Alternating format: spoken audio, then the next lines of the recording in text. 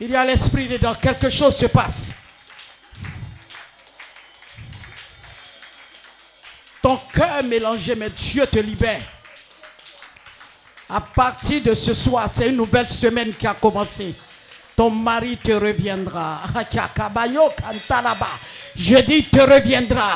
Tout l'argent gaspillé dehors sera à la maison. Mes yeux sont ouverts. Quelque chose est en train de se passer. Oh, ne réfléchis plus sur les enfants parce que tout ce qu'il a reviendra à la maison. Quelque chose est en train de se passer.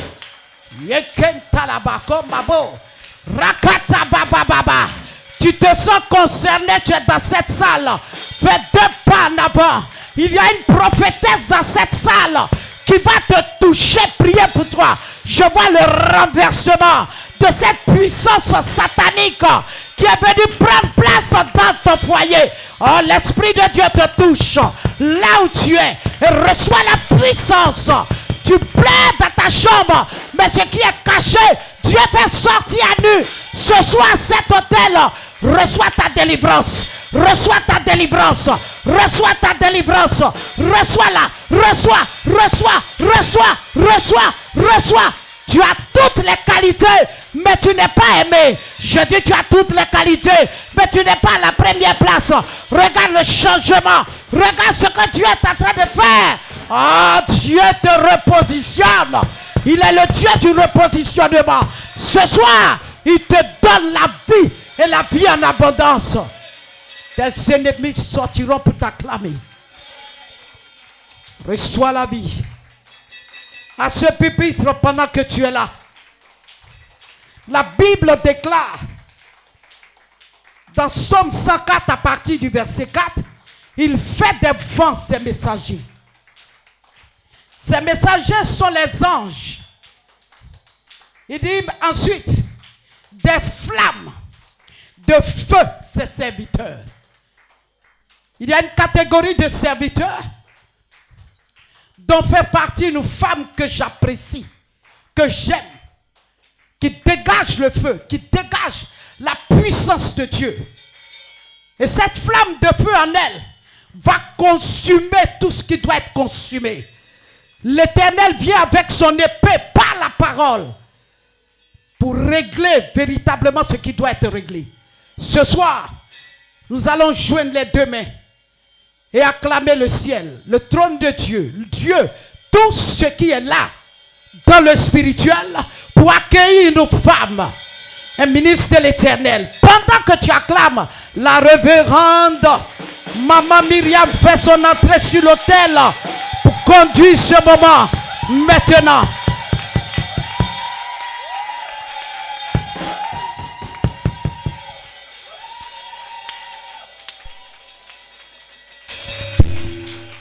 Alléluia.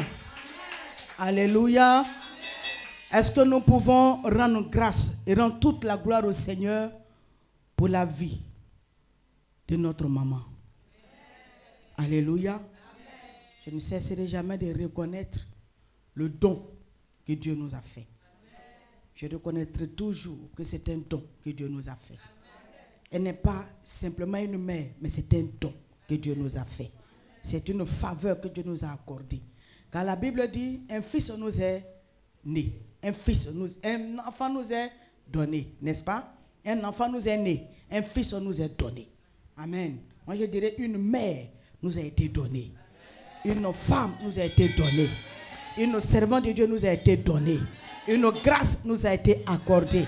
J'aimerais qu'on élève la voix vers le Seigneur par des acclamations et des cris de joie pour honorer l'Esprit, son Esprit, pour honorer l'Esprit qui est sur elle, pour honorer la grandeur de l'Esprit, pour honorer ce qu'elle porte comme bagage spirituel, pour honorer ce qui est en elle, ce qui donne vie, la vie qui est en elle, cette vie qu'elle véhicule. Alléluia.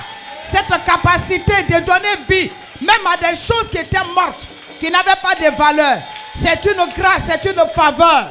Alléluia. La Bible dit qu'il y a beaucoup d'appelés, n'est-ce pas? Mais très peu d'élus. Il y a plusieurs appelés. Mais quand l'élection commence, c'est un qui arrive à son niveau. Tu m'as dit amen. Ce n'est pas porter une seule personne, ni deux personnes, mais toute une vision. C'est un bagage spirituel. Et de telles personnes, honorez-les. Honorez de tels esprits. Honorez de tels ministères. Honorez de tels dons. Marquez un temps et reconnaissez que Dieu nous a visités, pas une personne. Que Dieu nous bénisse. Tu peux acclamer le Seigneur pour ta vie, pour la vie du pasteur Jonas, pour notre chante. Acclame le ciel pour toi-même, pour tous les responsables. Et que Dieu nous visite encore davantage. Tu peux t'asseoir dans la présence du Seigneur. Nous rendons toute la gloire à notre Dieu. Alléluia. Que Dieu bénisse encore ses servantes et ses serviteurs. Alléluia. Ce soir, nous sommes encore visités par l'Esprit de Dieu. Nous sommes dans une saison où le grand thème, c'est la visitation divine. Alléluia. Mais ce soir particulièrement, le Seigneur me dit de te poser la question. Il me dit du moins de parler, d'échanger avec toi sur certaines manières qui concernent la visitation. Alléluia. Donc le sous-thème, c'est comment reconnaître son temps de visitation. Alléluia. Comment reconnaître son temps de visitation. Nous allons aller dans Luc au chapitre 19, à partir du verset 41 jusqu'au verset 44. Comme il approchait de la ville, Jésus, en la voyant, pleura sur elle et dit, « Si toi aussi, au moins en ce jour qui t'est donné, tu connaissais les choses qui appartiennent à ta paix. Mais maintenant, elles sont cachées à tes yeux. Il viendra sur toi des jours où tes ennemis t'environneront de tranchées, t'enfermeront et te serreront de toutes parts. Ils te détruiront, toi et tes enfants au milieu de toi. Et ils ne laisseront pas en toi pierre sur pierre parce que tu n'as pas connu le temps où tu as été visité. Seigneur, fais-nous du bien. Parle-nous comme tu sais bien le faire chaque fois. Parce que c'est pour toi que nous sommes là. Je prie que tu nous redresses, Saint-Esprit de Dieu, par les mots qu'il faut, par tes paroles qu'il faut, de la manière que toi, tu jugeras bon. Et je prie que tu nous donnes le cœur qu'il nous faut aussi pour non seulement être visité, mais être conduit par ta visitation. Que toute la gloire te revienne à toi seul, tendre Père. Au nom de Jésus, quelqu'un dit Amen. Quelqu'un dit Amen encore. Fais t'asseoir dans la prière du Seigneur. Alors, il est question de quoi? Reconnaître. Comment reconnaître le temps de sa visitation? C'est quoi d'abord une visitation? Je sais que par la grâce de Dieu, la connaissant très bien, maman a eu le temps de nous instruire, de nous enseigner sur ce que c'est qu'une visitation. Amen. Quand on parle de visitation, surtout la visitation divine, c'est quelqu'un qui attend, n'est-ce pas, de la part de Dieu, un résultat. Amen. Un résultat. Il attend de la part de Dieu un exaucement. Il veut être exaucé. Et ce que nous sommes en train de lire ici, c'est Jésus d'abord. On voit que Jésus commence pas par se plaindre sur la ville. Il commence par parler d'abord sur la ville. Il dit, il pleure sur la ville. Comment est-ce que le Seigneur Jésus peut regarder Jérusalem et se mettre à pleurer? Alléluia. Et il dit, pourquoi il pleure? Il explique. Il pleure parce que cette ville va connaître un jour des problèmes. Elle va connaître des situations terribles. Il aura un temps où un ne va même pas entendre une parole de consolation. Il aura un temps où elle ne saura même pas ce qu'elle doit faire. Même ses enfants auront des problèmes. Et la Bible dit que le Seigneur va poursuivre encore. Il dit, si seulement Jérusalem avait connu le temps de sa visitation, le malheur qu'il avait venu ne serait pas venu. Alors quand Dieu nous visite, dans un premier temps, qu'est-ce qu'il veut nous apporter? Quel est le message qui est caché derrière la visitation? Est-ce que Dieu vient seulement chez nous, nous dit bonjour et puis retourner? Est-ce que le Seigneur vient seulement s'interroger sur notre cas et puis retourner? Est-ce que quand le Seigneur nous visite, il vient seulement regarder nos beaux vêtements, nos jolies maisons, ou même nos bonnes manières de chanter et puis retourner? Je veux dire à quelqu'un que quand Dieu visite, il laisse quelque chose. Mais dans la visitation, ce que nous devons retenir, l'une des choses qu'on a retenues, c'est que quand Dieu nous visite, il y a une recommandation. Et c'est sur la recommandation ce soir que nous allons nous attarder un peu. Parce que c'est dans cette recommandation que se trouve la réponse à comment reconnaître son temps de visitation. Alléluia. Vous savez qu'avant que Dieu lui-même ne te dise qu'il t'a visité, il envoie toujours des personnes. Un jour, il va dire comme ça à ses disciples, il dit, un jour, vous allez dire que, il dit, celui qui m'appelle Seigneur, Seigneur, n'est-ce pas, ne seront pas tous sauvés. Et parce qu'à un moment donné, j'ai été malade, personne ne m'a rendu visite. J'ai été emprisonné, je n'ai vu personne. Et d'autres ont dit, mais Seigneur, depuis quand toi tu étais en prison, ou bien tu as eu faim, et puis nous on ne t'a pas apporté assistance. Il dit non, toutes les fois que un parmi vous, ou bien un des plus petits, un enfant, ou bien quelqu'un a été dans une telle position, c'est moi. Donc ça veut dire que Dieu peut se cacher souvent dans des situations derrière des personnes pour nous visiter. Est-ce que nous pouvons reconnaître que ce qui est en train de se passer devant nous, les signes que nous sommes en train de voir, derrière, il y a Dieu qui est caché. Et la plupart du temps, et ce que nous allons traiter, l'un des cas que nous allons traiter aussi ce soir, c'est que l'Esprit utilise une personne pour nous visiter. Nous avons ici un exemple parfait. Alléluia. Maman a donné un thème, mais c'est parce qu'elle est l'instrument en qui Dieu s'incarne pour visiter. Alléluia. Dieu nous visite par sa personne. Les messages, les recommandations, les prédications, les prophéties, les orientations. Ça s'appelle la visitation. Quand elle peut te prendre, voilà ce que l'Esprit de Dieu me dit. J'ai entendu des témoignages tout à l'heure, où au niveau du travail, quelqu'un avait un problème. Mais à cause des déclarations de la semence de Dieu, il y a eu une situation qui a été décantée au travail. Amen. Donc ça veut dire qu'elle a reçu une visitation, mais à travers la parole de l'instrument que Dieu a envoyé. Donc le plus souvent, le problème que nous avons le problème avec l'instrument qui est choisi par Dieu pour nous visiter. Souvent, l'instrument n'est pas reconnu à sa juste valeur. Souvent, l'instrument n'est pas reconnu. L'instrument n'est pas honoré comme il se doit. L'instrument ne reçoit pas assez. Alléluia. L'obéissance à l'instrument, aux recommandations que l'instrument donne, va permettre à l'instrument de se disposer davantage pour toi, pour la suite. Amen. Ça peut y aller?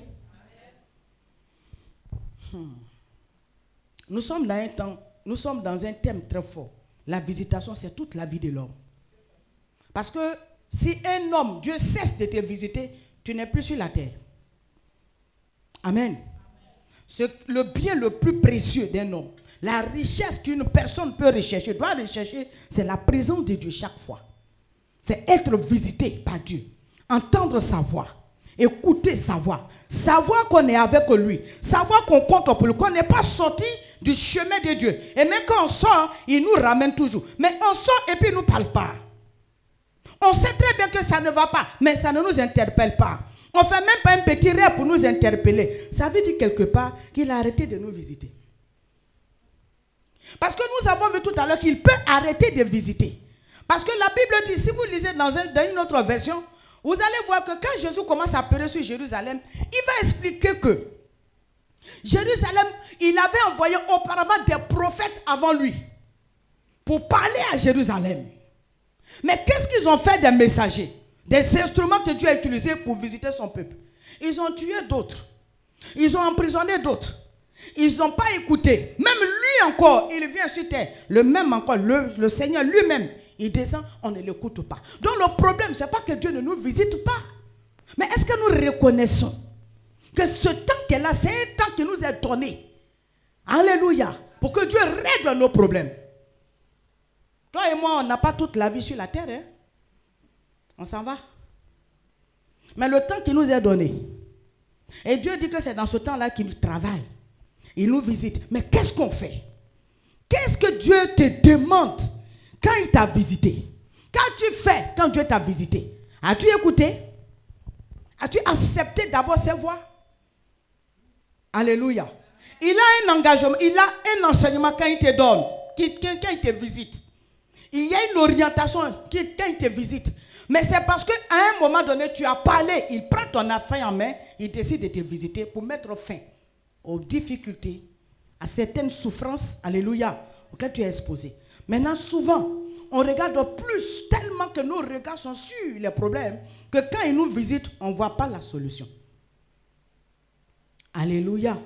Nos manières de voir, nos mentalités, nos façons, nos comportements, ça empêche même, amen, la visitation de produire des fruits. Sinon, Dieu nous visite. Il nous a visité tout à l'heure. Vous avez vu ce qui s'est passé, le mouvement qui a eu lieu tout à l'heure. C'est une visitation surnaturelle. Peut-être toi, tu n'as pas vu le feu descendre du ciel, mais tu sais très bien que pendant que tu étais dans cette atmosphère-là, quelque chose s'est passé en toi. C'est une visitation. Mais qu'est-ce que tu as reçu? Qu'est-ce que tu as gardé? Qu'est-ce que tu as retenu? Pendant ce mouvement, toi, tu as retenu quoi? Tu as gardé quoi? Tu t'es limité seulement à ressentir la chose. Mais après, dis à quelqu'un, Dieu nous visite. Hein? Mais qu'est-ce qu'on fait?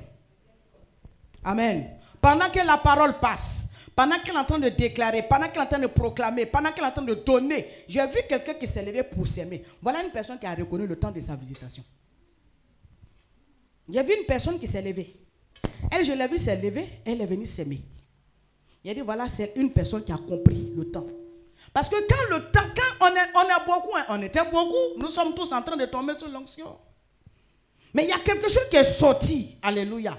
Elle a été capable d'arrêter la chose pour dire, non, tu ne peux pas aller, visite-moi. Tu m'as visité. Mais voilà le problème. Parce que souvent, nos actes parlent plus que nos paroles. Et la Bible va plus loin pour dire, une foi sans le matériel, c'est une foi qui est morte. Amen. Donc, comment reconnaître notre temps de visitation? C'est très important. Alléluia. Il y a un peuple qui a reconnu son temps de visitation. Mais nous allons aller et puis, un peuple, on va se séparer du lot. Répète avec moi, on va se séparer du lot. Pour l'instant, on est tous ensemble, n'est-ce pas? Mais tout à l'heure, on va se séparer, on va sortir du lot. Est-ce que tu es prêt à sortir du lot avec moi? Acclame le Seigneur pour ta vie. Là, on va bien s'entendre. Alléluia. Tu es d'accord avec moi? Amen. La Bible dit, dans Exode, allons-y dans Genèse 50. On est d'accord que quand Dieu veut nous visiter, il envoie les prophètes, n'est-ce pas? Donc, tu es d'accord que je suis l'instrument que Dieu aussi t'envoie ce soir, n'est-ce pas? Ok, donc tu ne vas pas te fâcher, hein? Allons dans Genèse. Genèse 50, le verset 24 et le verset 25. Pasteur, tu peux nous aider? Genèse 50, verset 24 et 25.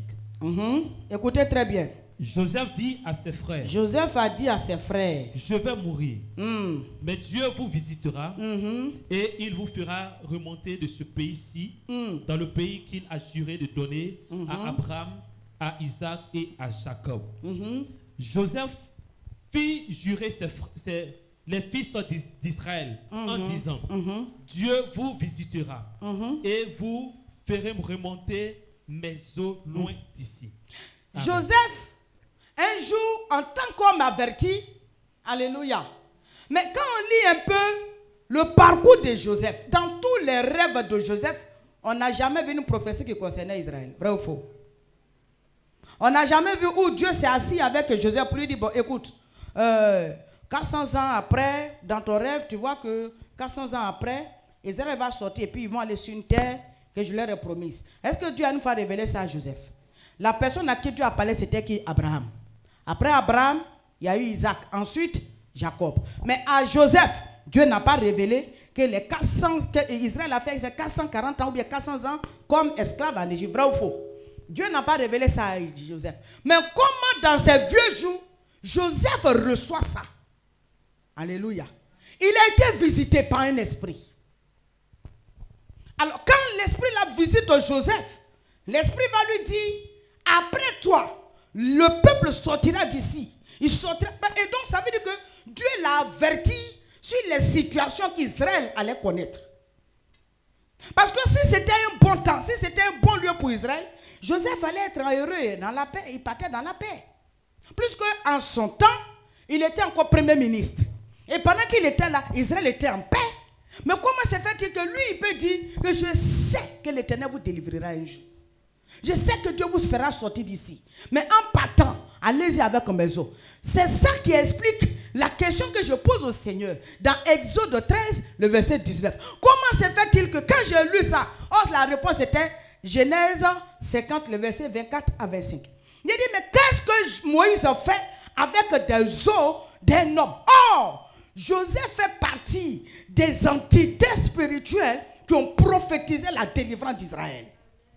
Il y a un instrument que Dieu met devant toi, bien-aimé, pour déclarer que tu es délivré, pour déclarer que tu es guéri, pour t'ouvrir les portes, pour te faire rentrer dans la seconde étape de ta bénédiction. Alléluia. Mais quels étaient tes rapports? Quels sont tes rapports avec l'instrument? C'était une parole que Dieu avait donnée, que Joseph a donnée. Amen. Et puis, excusez-moi, Moïse n'est pas de la tribu de Joseph. Alléluia. Moïse n'est pas de la tribu de Joseph. Donc, si on doit partir et puis on doit aller prendre le cadavre d'ancêtre là, ce n'est pas pour Joseph, Moïse doit aller prendre. Mais il laisse tout pendant que les gens s'en vont chercher de l'or, pendant que les gens s'en vont chercher des trésors chez les voisins. Moïse, lui, il se précipite pour aller prendre les os de Joseph. Pourquoi? Le monsieur là a dit que vous là, vous allez sortir d'ici. Mais en partant, il donne une recommandation. Joseph a donné une recommandation au peuple juif. Donc ça veut dire que s'ils étaient partis en laissant les os de Joseph devant, ils allaient avoir des problèmes. L'instrument t'a parlé. Il y a eu des messages.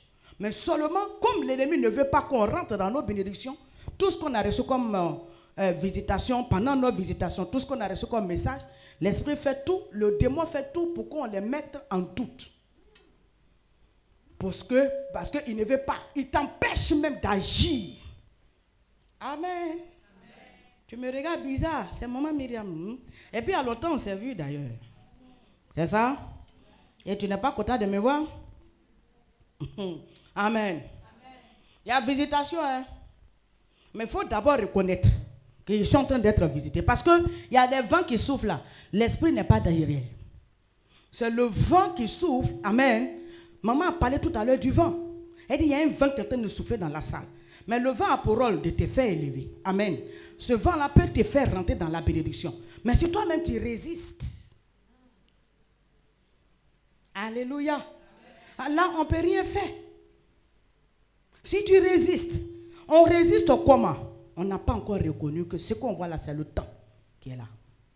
Et on ne s'investit pas assez. Amen.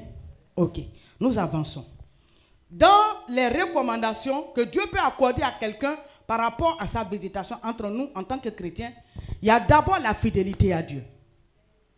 La fidélité au leader que Dieu a établi. C'est pourquoi je commençais par te révéler pourquoi Moïse allait prendre les os de Joseph.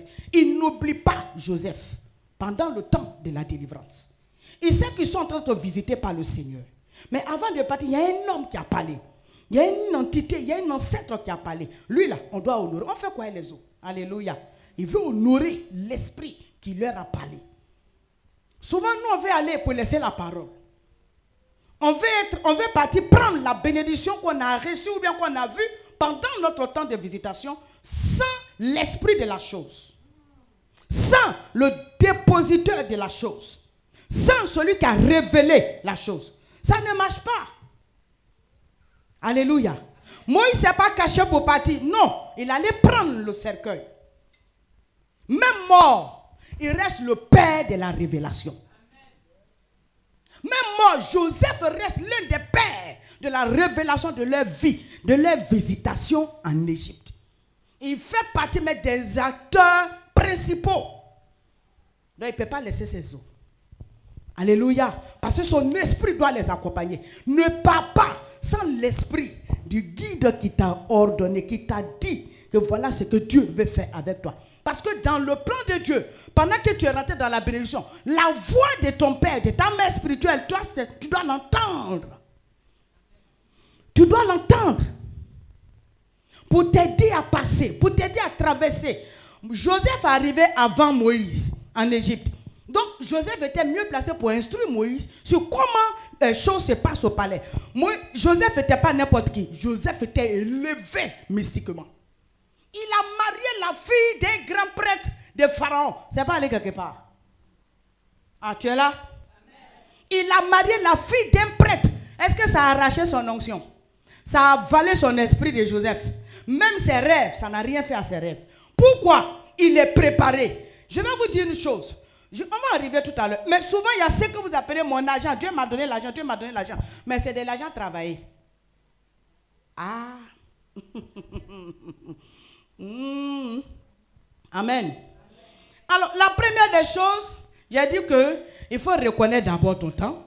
Et puis, il faut honorer l'esprit par qui Dieu s'est révélé à toi.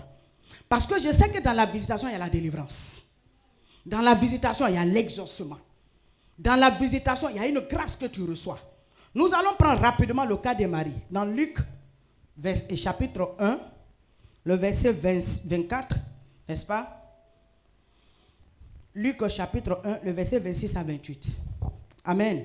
La Bible dit que l'ange a été envoyé dans une ville appelée quoi? Nazareth. Auprès d'une vierge nommée Marie, fiancée à un homme de la maison de Judas appelé Joseph. Moi, c'est que je ne comprends pas. Dès qu'on dit une grâce, Marie, l'ange parle avec Marie, elle et puis Joseph ne sont pas encore mariés. Vous êtes d'accord, non? Elle et Joseph ne sont pas encore mariés. Officiellement, ils ne sont pas encore mari et femme. Ils sont encore au stade de fiançailles, de s'étudier, de se connaître. N'est-ce pas? Mais la Bible dit, en même temps qu'il parle de Marie, il ne dit rien sur la naissance de Marie. Maman, l'ange ne parle pas de la généalogie de Marie. L'ange ne donne pas d'informations ni sur le père, ni sur la mère de Marie. En même temps que l'ange lui parle, il saute en même temps, il commence à l'identifier à sa belle famille. Belle famille qui officiellement n'est pas encore sa belle famille. Mais la Bible dit que cette femme, elle avait seulement, on dit que Élisabeth, est sa parente, est sa cousine. Cousine de quel côté? On ne sait pas. Les deux sont cousines en comment? C'est un enfant de deux mamans ou bien mes deux frères, on ne sait pas. Il faut dire on ne sait pas. C'est ça que ça commence. L'individualité là, ça vient. Mais la Bible déclare qu'à elle, une grâce a été accordée. Quand on dit une grâce a été accordée, ça veut dire quoi? Elle a été visitée. Mais d'une autre manière. Maintenant, quand tu as été visité, cette grâce que tu as reçue, amen, elle a besoin d'être encadrée, elle a besoin d'être soutenue, elle a besoin d'une orientation. Elle a besoin d'être aiguisée pour que toi aussi tu puisses vivre pleinement cette grâce. La Bible déclare que quand elle a reçu, l'ange ne l'a pas laissé seul. Il allait directement aussi chez Joseph. Quand il voulait rompre avec elle, il lui a dit non, le problème, voilà. Bien aimé, un guide, il a l'œil pour t'aider là où tu ne vois pas. En ce moment, Joseph était la seule personne qui pouvait comprendre Marie. Souvent, Dieu nous visite. Et notre problème, on veut aller parler de la visitation que Dieu dans nos vies avec des personnes qui ne connaissent pas ce qu'on appelle Dieu.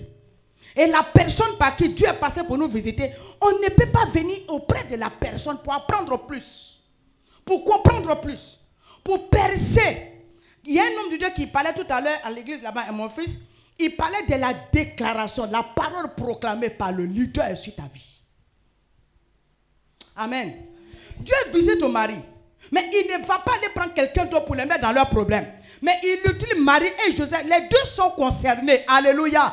Ce sont les deux qui sont concernés. Dans la visitation, quand Dieu commence à te visiter, ne mets pas tout le monde au courant. Ne dis pas à tout le monde. La personne que Dieu a utilisée pour te visiter de manière surnaturelle, la personne est là. Tes rêves, c'est à elle qu'il faut expliquer. Tes visions, c'est à elle qu'il faut expliquer. Mais souvent, on a trop de conseillers. Et ce qui fait qu'on devient indécis dans nos comportements. Allez-y dans le livre des Psaumes, Psaume 119, le verset 113. Pasteur, tu peux m'aider? Je veux qu'on lise cette parole, on va entendre. Je suis en train de rentrer un peu. Psaume 119, le verset 113. Psaume 119, verset 113. Le verset 113. Je hais les hommes indécis. Ah, je quoi? Je hais. Dieu dit il dit je hais. Les hommes indécis.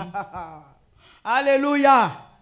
Tu sais pourquoi on te parle de l'indécis? Pourquoi tu es indécis? Tu écoutes trop de choses dehors. Quelqu'un que Dieu a mandaté, moi Myriam, pour me visiter par rapport à un sujet très clair. Et maintenant, je laisse la voix de la personne et je m'attache à la voix des personnes qui ne connaissent rien de ma destinée. Amen. Nous étions à la montagne de transfiguration où maman a touché des points forts. Amen. Où elle a prêché, où elle a parlé de comment, n'est-ce pas, dans l'obéissance, on peut arriver. Et non seulement arriver où Dieu veut qu'on arrive, mais rester dans la bénédiction. Ils étaient surtout sur la montagne de transfiguration. Et la Bible déclare que dès que ils ont eu la visitation de Moïse et d'Élie, et d'ailleurs Moïse et Élie n'étaient pas venus à cause d'eux. Ils étaient venus à cause de qui? Jésus. Mais comme ils sont ensemble, ils ont vécu ça en direct avec le Seigneur. Si Jésus avait voulu que tout le monde voie ça, il allait faire ça publiquement. Mais il les a pris, il est parti avec eux. Maintenant, ce qu'ils ont vu, le Seigneur me va leur dire, ne parlez de ça à personne. Pourquoi? Moïse et puis Élie sont morts. Vrai ou faux? Maintenant, toi, tu vas venir t'arrêter devant les gens pour dire, hey, quand on est parti là, il y avait Moïse, il y avait Élie. Mais on va dire, mais tu es fou. Et nous, on veut amener les gens qui ne connaissent rien dans la spiritualité à nous aider à accomplir notre destinée. Qui vous a dit que la famille est là pour nous aider à avancer? Qui vous a dit mais qu'ils sont contents que toi et moi on ait 5 francs pour manger? Ce qu'ils attendent, c'est qu'on soit des mendiants. Ce que le monde veut, c'est qu'on mendie dans leurs mains. Ce que le monde veut, c'est qu'on soit des souffrants, des pauvres, des malheureux. Et c'est des personnes comme ça, tu laisses ta vie entre les mains pour décider à ta place. Tu es indécis. La Bible dit, si tu es indécis, Dieu te hait. Il ne parle pas d'un sorcier. Il n'a pas d'un démon. Il n'a pas d'un mystique. Pasteur, c'est pas ce qui est écrit. Je hais l'homme indécis. Un indécis, c'est qui? C'est celui qui prend un engagement devant l'autel de Dieu. Et puis sa femme va lui dire, mais tu as donné de l'argent là. Tu allais dire là-bas que tu as donné moi des salaires. Aïe. Mais on va vivre comment? Et puis toi aussi, le monsieur aussi, moi des salaires, moi j'ai dit la même. Attends, c'est vrai, tu as raison. Il n'est pas trop réfléchi. Tu sais que les gens là, quand ils commencent à parler comme ça là, c'est comme s'il y a un feu sur toi. Tu te lèves en droit, tu t'es envoûté et puis tu t'en vas faire. Moi même si je vais plus. Je vais plus, c'est bon. Il y a l'église à côté là, on va partir là-bas. Indécis. Et la Bible dans Hébreu que tu es irrésolu. Dans Jacques plutôt que c'est un homme irrésolu dans toutes ses voies. Il dit qu'un tel homme ne s'imagine pas recevoir quelque chose de la part du Seigneur. Tu es indécis avec Dieu? Dans ta dîme, tu es indécis. Dans tes offrandes, tu es indécis. Parce que tu attends qu'on attend. Moi, oh my God. Je suis quitté loin. Je sors de quelque part. Amen. Je sors de quelque part. Moi, je suis sorti de l'enfer. Je suis sorti de la mort. Je suis sorti, n'est-ce pas? C'est-à-dire qu'on ne peut pas décrire de là où Dieu m'a enlevé. Et aujourd'hui, je viens venir m'asseoir. Quelqu'un va m'interdire de prêcher l'évangile. Sous prétexte que si je ne prêche pas, il va me faire quoi? Hein? Ne sais-tu pas que la vie que Dieu t'a donnée, il te demandera le compte pour ça? Qui ont fait programme avec un mort? Dis-moi, quand tu venais ce soir-là, avant de venir, tu appelais ton grand-père qui est mort il y a longtemps là pour faire un plan avec lui après le programme, après le culte. Non, regarde-moi, réponds-moi. Quand tu venais là, c'est ton grand-père là. Hein? Je ne sais pas, depuis 1900 combien il est mort. Et puis tu l'appelais pour dire, bon, grand-père, il met au culte. Si on a trop vite fini, c'est 19h. Mais 20h, ne t'inquiète pas. 20h, je viens. Attends-moi. 20h, quand elle vient, toi et moi, on va se aller prendre un petit poisson quelque part pour manger. Tu as fait un programme avec quelqu'un qui est mort? C'est comme ça qu'on ne fera pas de programme avec toi quand tu vas mourir. Souvent, la chose est dans tes mains. Quand Dieu a visité Israël, le jour qu'ils partaient, ils ne sont pas assis pour dire non. Pourquoi Dieu veut qu'on sorte? On va aller où? On va devenir quoi? Moi, je vais devenir quoi? Dieu m'a dit de le servir en plein temps. Si je viens le servir là, je vais devenir quoi dans ma vie? Ta vie t'appartient alors. Bon, quand tu dis que tu ne veux pas, maintenant quand tout te sera arraché, ça va devenir bagage de l'église. Je vais vous parler, hein. On parle de visitation, n'est-ce pas? Mais as-tu reconnu? As-tu reconnu? On met souvent des poids qu'il ne faut pas sur l'église. Et c'est nous les mêmes qui allons dire au dehors, l'église n'avance pas. Mais comment l'église peut avancer s'il y a des personnes qui ne sont pas capables, alléluia, d'honorer, de respecter l'engagement ou bien la parole de Dieu, d'obéir, de respecter ce que Dieu leur enseigne, les orientations que Dieu nous donne. Combien de fois Dieu ne nous interpelle pas? Vous pensez que Dieu ne pouvait pas changer la situation d'Abraham dans sa famille? Vous pensez que Dieu est obligé de faire sortir un vieillard de 75 ans de la maison de son père et de sa mère? Il va aller où? Il connaît qui? Sur la face de la terre, il y a qui il connaît? Abraham connaît quel pays? À part Mésopotamie. À 75 ans, il devient nomade, donc il est bête. Donc il ne sait pas ce qu'il cherche. Et il prend enfant, et du moins il prend femme, et puis il s'en va. Alors Dieu dit on n'a qu'à sortir. Regardez comment des gens ont marché avec Dieu. Et toi et moi, on attend que Dieu fasse tout. Dieu ne t'attachera jamais les bras pour te jeter dehors d'une prison. La seule chose qu'il peut faire, il va se révéler à toi. Il peut détacher tes chaînes. Il va dire ouvrir la porte. Et puis toi-même là, tu te laisses. Si tu veux, tu sors. Si tu veux, tu peux tourner dedans.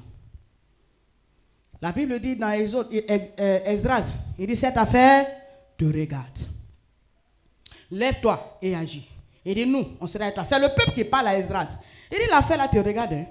Mais si tu te lèves, nous on t'accompagne. Donc autrement dit, si tu t'assois, on s'assoit, on te regarde. Amen. Tu as des vies à protéger. Tu as des âmes à protéger. Tu as ton âme à protéger. Alors quand Dieu te visite, tu n'as plus à avoir peur de ce qui se raconte autour. Tu as peur parce que tu ne crois pas en toi-même tes potentialités. Tu ne crois pas à la qualité. Et il y a des gens qui aiment qu'on décide de tout à leur place. Écoute-moi très bien. Une décision que tu dois prendre, où tu attends l'approbation de tout le monde, tu vas mourir dedans. Et je ne suis pas venu parler de quelque chose, je suis venu parler à quelqu'un. Écoute-moi. Parce que la mort d'un chrétien, écoute-moi, la mort d'un chrétien fait plus mal. De surcroît un chrétien qui meurt prématurément, de manière précoce.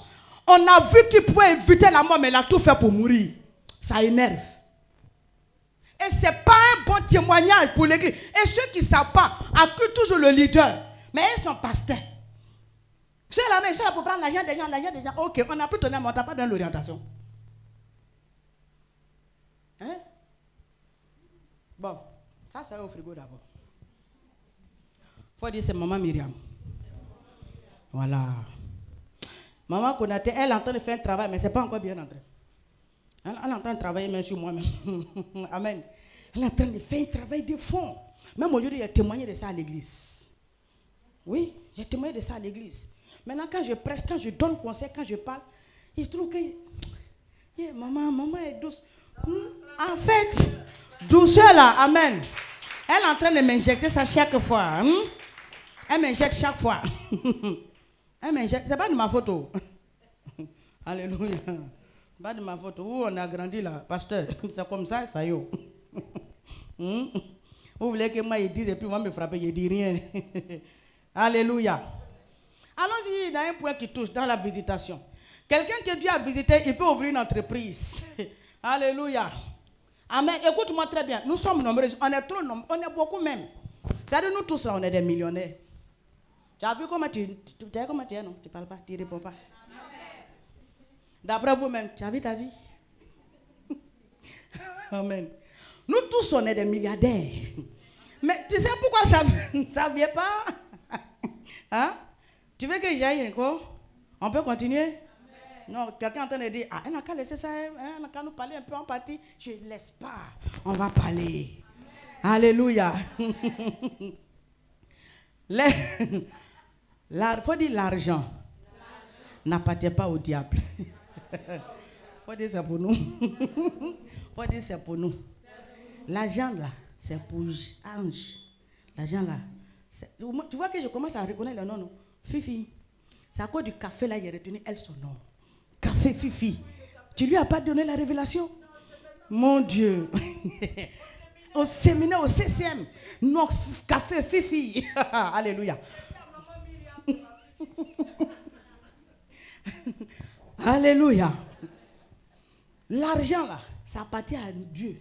L'or et l'argent, c'est parce que la Bible dit, dans l'huile d'Agé, Dieu dit, l'or et l'argent sont, c'est-à-dire, il est le propriétaire de l'or et l'argent. Maintenant, toi tu dis, Satan, il y a Satan dans l'argent. Donne-moi le nom de Satan qui est dans l'argent. Vous dites qu'il s'appelle maman, d'accord. Mais toi tu es sûr que maman t'empêche de manger. Amen. Maman prend ce qui t'appartient. Donc, sur la terre, là, moi, ma Bible dit que le jour où Dieu a projeté Satan sur la terre, là, c'était pendant la guerre, non? Ils étaient en guerre, vrai ou faux? Les deux, ils sont en guerre. Lui et puis le diable, Jésus et le diable sont en guerre. Et puis dans ça, là, Dieu l'a vaincu, puis Dieu l'a projeté sur la terre. Maintenant, quand il est tombé sur la terre, il est venu à Abi. Bon, quelqu'un qui est en guerre déjà. Donc, de toute façon, par là, tu as trouvé là. C'est comme ça que tu continues, n'est-ce pas? Il n'a pas eu le temps d'aller à la maison pour faire bagage. Donc, quand il venait sur la terre, il n'a rien amené. Dis à quelqu'un, il n'a rien amené. Là, on est d'accord. Maintenant, quand il tombe, et puis aujourd'hui, bizarrement, tout ce que nous apprend, il a trouvé qui sur la terre ici? Il nous a trouvé, nous, des hommes, sur la terre, en train de régner dans l'or, dans l'argent. Mais quand le type a été projeté sur nous, il a tout pris et puis il a assis dessus. Amen. Maintenant, quand Dieu a vu ça, Dieu dit, cette manière de faire, je vais trouver la bonne formule pour que ce qui vous a volé vous revienne de droit. Mais nous, les chrétiens, on dit, ça ne nous arrange pas. Dis les prémices. Ah, tu as vu comment tu es? Non, tu ne peux pas répéter bien. Non, on est en train de partir. Il faut dire visitation. Mais comment reconnaître que Dieu m'a... Il faut dire, je suis en train de comprendre. Alléluia. C'est quoi même les prémices et puis c'est quoi la dîme? J'ouvre un chapitre, j'ouvre une parenthèse. Et déjà même c'est important aussi pour notre visitation. Amen. Regardez, les prémices, c'est comme, je prends un cas, c'est comme je veux faire une entreprise, je veux ouvrir une activité. N'est-ce pas?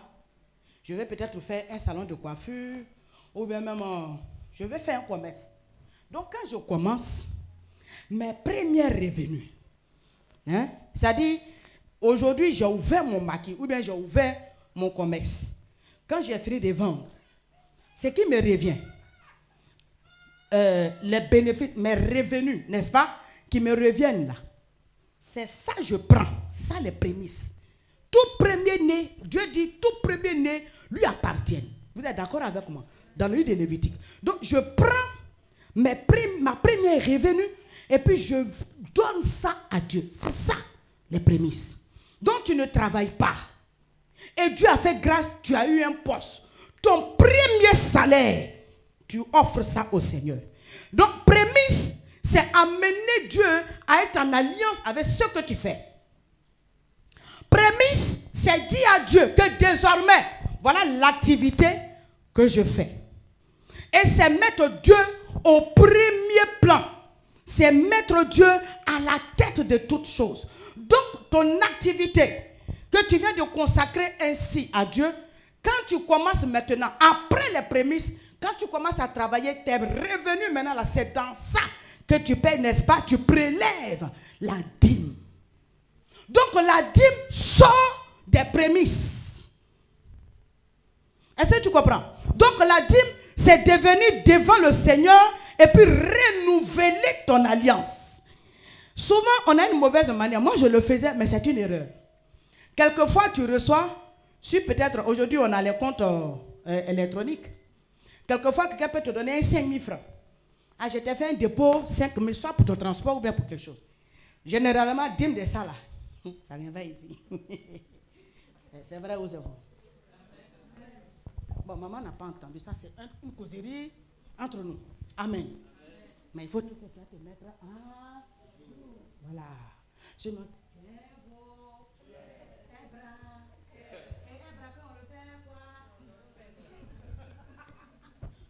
Alléluia. Amen, amen, amen. Donc souvent, quand tu reçois des petites sommes comme ça sur Tu dis, bon, ça c'est... Puis ça est là-bas. Amen.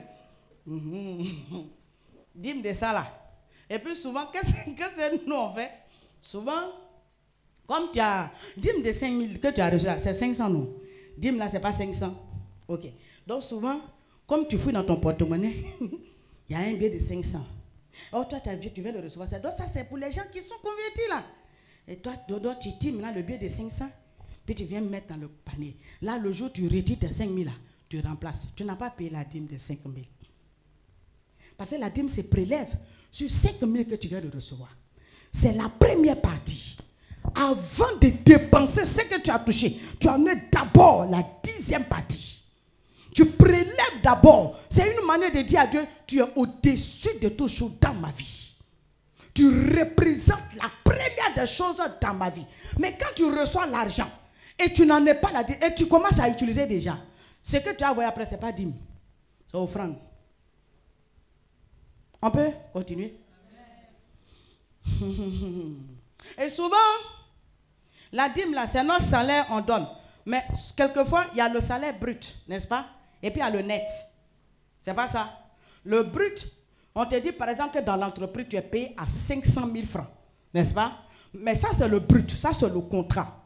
Maintenant, quand tu dois recevoir ton salaire, quelquefois, ça n'arrive pas les 500 000. Parce qu'il y a la banque qui va prélever des choses, des intérêts, ou bien il y a l'assurance et machin. Donc, quelquefois, tu peux recevoir 300 000 ou bien 350 000. Donc, généralement, c'est la dîme de 350 000 nous on paye. C'est l'erreur. Tu n'as pas payé ta dîme. Tu n'as pas prélevé ta dîme. Amen. C'est ce que tu devais recevoir là. Parce que c'est un prélèvement. En fait, la dîme, ce n'est pas les chiffres, mais ce sont les principes. Ce n'est pas le chiffre qui fait la force de la dîme, mais le principe qui est derrière. C'est parce que c'est sacré. C'est un acte pour renouveler mon alliance avec Dieu. Mais donc cet acte est sacré. Donc on ne joue pas avec. C'est pour cela que souvent, tu vas prier, Seigneur, ouvre-moi les écrits des cieux. Au contraire, mais il met cadenas. Mais j'ai payé ma dîme. J'ai payé ma dîme. Dieu dit tu ne payes pas. C'est offrande tu fais. Souvent, mais c'est acte de libéralité. Moi, comme on m'a donné 10 000 francs, on m'a donné 1000 francs tout à l'heure, je venais, oh, il y a 100 francs, j'ai payé ma dîme. Quelquefois, tu vois une enveloppe là comme ça. Amen. Maintenant, quand tu bondis dessus, tu ouvres 75. Il a été très fidèle à sa dîme. Amen. C'est pas mauvais. Parce que Dieu dit, si tu es fidèle dans les petites choses, il va te confier les grandes choses. Mais toi-même, il faut être fidèle dans les grandes choses. Pourquoi te confier les grandes choses? Ça fait quoi? Alléluia. Les primes. Ah, on dit ça, c'est pas salaire. Oui. Souvent les primes. Non. Prime là, bon, comme ça, c'est des choses, on nous a donné comme ça. On ne t'a pas donné comme ça. Souvent, ce qu'on t'a donné comme ça, là, il peut cacher la mort derrière. Amen. Amen. Je t'ai dit que quand Satan tombait sur la terre, il n'est pas venu à porte-monnaie. Donc, son porte-monnaie, il a trouvé ça sur la terre. Notre bédou, là, il a ramassé l'année, tout ce qu'il y a, puis il a gardé. Je suis en train de te montrer comment on va faire pour aller prendre dans sa main. Il faut me dire Amen. Amen. Tu dois même acclamer le Seigneur pour me dire merci. Aïe. Ça, c'est quoi ça? Tu as vu maintenant pourquoi tu n'acclames pas depuis là, non? Amen. La dîme se prélève. Tout ce que tu... On dit tes revenus. Tout ce que tu gagnes, ce n'est pas le salaire seulement. Alléluia. C'est pourquoi je veux encourager quelqu'un. Si tu n'as pas encore été, si tu n'as pas encore consacré, parce que les prémices, c'est pour consacrer son année. Hein? Vous voyez, les prémices, on peut dire que le mois de janvier, c'est le premier mois de l'année, n'est-ce pas? Donc, normalement, le premier salaire, le mois de janvier, aucun chrétien ne doit manger ça. Donc, si je te donne un exemple. Tu as eu, 12 mois, n'est-ce pas? Tu peux préparer même ton janvier dès maintenant. De sorte que quand tu prends, n'est-ce pas? Puisque on est déjà lancé, on est déjà dedans. Amen. Ce n'est pas notre premier salaire. On sait que le premier salaire, on a déjà mangé à longtemps. Mais comme on veut se mettre à jour, ou bien tu ne veux pas te mettre à jour. Ok. Maintenant, comme tu veux te mettre à jour, je te montre la voie. Le mois de janvier, tu ne touches pas ton salaire. Donc d'ici janvier va arriver. Commence dès maintenant à préparer ton mois de janvier. Comme ça, tu as quelque chose à côté. Et le jour maintenant, ton premier salaire du mois de janvier tombe. Tu prends, tu dis, ah Seigneur, je veux me racheter. Est-ce que vous comprenez ce que je suis en train de vous dire? Parce que ça s'appelle de l'argent travaillé. On ne joue pas avec ça.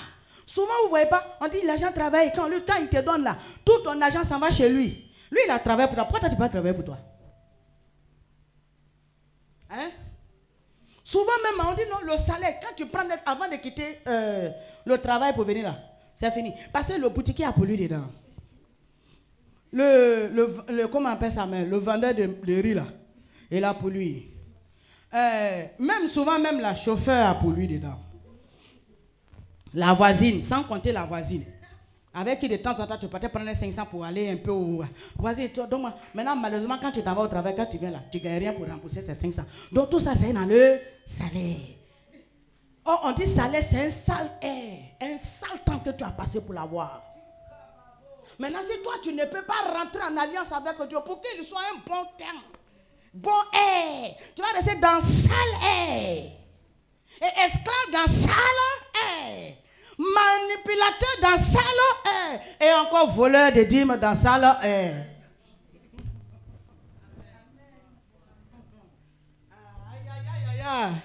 Il y a longtemps, vous avez vu, non? C'est normal. Alléluia. Et il y a des gens qui ont travaillé dans ça, ils sont partis à la retraite. Si tu as 2 mois de la retraite, il faut te repentir, puis il faut reprendre rapidement. On ne sait jamais. Le Seigneur peut encore augmenter l'année. Là. Il y a quelqu'un qui devait mourir dans la vie, et puis Dieu a dit encore 15 ans. Peut-être qu'on ne sait jamais. Alléluia. Dis Amen. Amen. Souvent, et puis il y a un autre cas. Dieu ouvre mon esprit sur un autre cas. Ça dit, quand une fois tu as consacré ton salaire ainsi, en donnant tes prémices, et tu commences maintenant à payer ta dîme dans le mois, puisque tu as donné tout ton salaire du mois, donc dans le mois maintenant de février, n'est-ce pas, tu commences à payer ta dîme. Ton argent que tu as utilisé pour payer la dîme, le reste là, c'est dans ça, c'est de ce reste-là. La Bible parle dans Malachie 3, le verset 8 à 9 et le verset 10. Il dit, vous ouvrez si je n'ouvre pas pour vous les écus des cieux. Mais donc quand Dieu ouvre les écus des cieux, ceux où il envoie la bénédiction, et la bénédiction va t'accompagner. Mais l'argent, ton argent que la bénédiction doit accompagner, c'est l'argent dans lequel tu as prélevé la dîme. Donc si tu as eu tes primes, que tu n'as pas payé la dîme, tu mélanges avec le salaire où tu as déjà prélevé la dîme, tu as mélangé l'argent sale à l'argent travaillé spirituellement. Tu comprends ce que je suis en train de dire? Donc le dévoreur rentre. Et généralement, quand on mélange, on entreprend. Ça ne bouge pas. Tu sais pourquoi? Il y a 2 esprits qui sont en train de se battre. Il y a 2 forces qui sont en train de se battre. Sur ton propre argent qui est dans ta main, toi tu ne vois pas. Alléluia. Mais si tu as reçu quelque chose, tu paies la dîme de ce que tu reçois chaque fois. Donc tu es en train de confier la gestion à Dieu. Et souvent, comment tu peux gérer après? Parce que souvent, quand une fois on a fini de payer la dîme, maintenant le reste là, on s'est dit qu'on fait ce qu'on veut dedans. Non. C'est pourquoi souvent on meurt sans voir l'abondance. Souvent, ce n'est pas le salaire que Dieu va multiplier. Tu sais ce que Dieu va multiplier? Quand tu as fini de payer ta dîme, le reste là, tu prends, tu investis. C'est ce que tu as pris pour payer la dîme. L'argent que tu as utilisé, tu as prélevé la dîme dessus. C'est lui la suite là. Tu investis. Et c'est là-bas que Dieu a les regards. Ah, moi, Jésus dit là, j'ai vendu. Donc, je connais comment la loi du commerce fonctionne. Amen. Donc, cet argent-là, les regards de Dieu sont dessus. Ben, c'est pareil que quand on allait chez les féticheurs et puis on travaille 10 000 francs pour dire, va vendre bouillie. Tous ceux qui boivent bouillie, là, ils vont revenir. Il y a sucre, il n'y a pas sucre.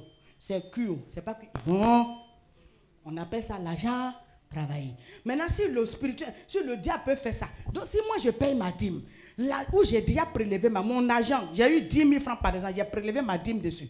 Maintenant, les 9 000 francs qui restent, je fais tout pour prendre 5 000 dedans pour entreprendre. Les regards de Dieu sont sur ce que je viens d'investir. Pourquoi? C'est de l'argent travaillé selon le Seigneur. Donc quand j'investis, je ne peux pas perdre. Je ne peux pas perdre. Mais souvent, on paye un peu, on garde un peu. Ce mois-là, c'était un peu dur. Souvent, on garde. Et puis après, il a dit, oui, c'est dur, hein. Bon, dis-moi là. Et puis, regarde, quand on va prendre ce mois, Seigneur, il a remboursé le mois prochain. Ça là, tu as vu, il y a des clients qui attrapent comme ça. Amen. Puis maintenant, tu prends. Te voilà, maintenant, tu as. Et puis, tu es dedans. Au début, là, quand tu prends ton cœur bas. Qui est mon collègue ici? C'est bon? C'est vrai, non? Il faut lever ta main. Oh, amen. Oh, collègue. Dieu te bénisse encore. Dieu n'a qu'à nous délivrer. Alléluia.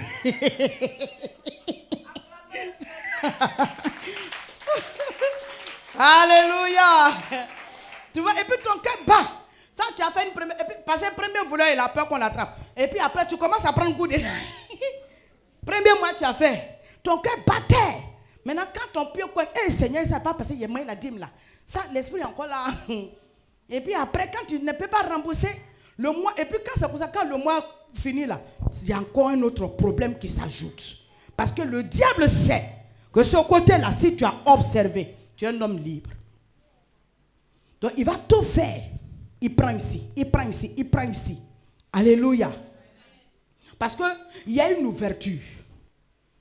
Quand tu payes la dîme, mon ami, il y a trop de choses qui ne se passent derrière. Si tu regardes dans ce principe, tu ne peux pas te limiter seulement au salaire. Parce que Dieu ne bénit pas le salaire. Hein. Tu sais ça? Dieu bénit ce que tu entreprends. Lisez la Bible. Donc c'est pour ça qu'il te dit que si tu payes la dîme, le reste que tu as utilisé, que tu as là, pardon, il ne faut pas aller payer mèche. Tu as compris? Il faut investir. Seigneur Jésus. Ton salaire, si tu veux que Dieu le bénisse, après avoir payé ta dîme, fais tout pour que dans ce salaire-là, tu élèves un commerce. Tu commences une entreprise. C'est là-bas, là, Dieu va multiplier. C'est là-bas que Dieu va bénir. Tu as dit amen? Parce que le salaire, on t'a fixé un taux.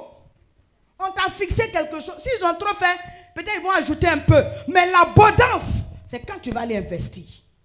Et Dieu nous attend là-bas. C'est pourquoi j'ai dit que nous tous, on est prospères. Parce que même si tu es payé à 100 000 francs, même si tu es payé à 50 000, que tu payes, tu as suivi ce principe.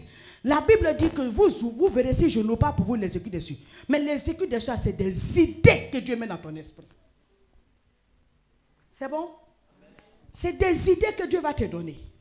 Tu vas voir que Dieu va ouvrir tes yeux sur les petites choses qui se font dans ton quartier et tu vas investir. Comme c'est l'argent qui est protégé par le Seigneur, lui-même, tu vas voir que tu vas investir en train de vendre bon maïs ou bien après tu vas vendre l'eau. Tu vas voir que les petits trucs que tu touches, mine de rien, tu t'en sors. Tu peux payer même la maison dedans.